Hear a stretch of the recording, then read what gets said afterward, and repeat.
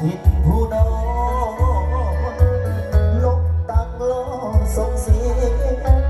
สำเนียงเสียงว่าจ้อยจองเสียงจะเบิ่งลูกเธอแม่แพตตี้นะยืนอยู่บนนี้ต่อเท่บ่เท่ด่ะเท่ได้หรอเขาได้เป็นกัปตันฮาน